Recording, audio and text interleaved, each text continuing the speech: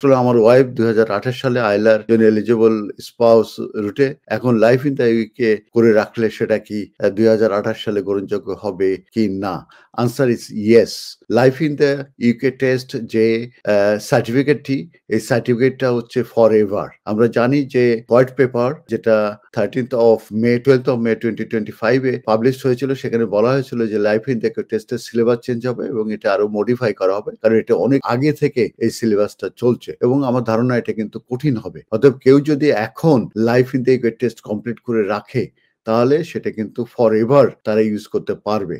অতএব কেউ এখন কমপ্লিট করলে সে ২ বছর পরেও যদি তার এলিজিবল হয় ফর আইএলআর, তারা ইউজ করতে পারবে। ৩ বছর পরে হলেও তারা ইউজ করতে পারবে, ৪ বছর পরে হলেও তারা ইউজ করতে পারবে।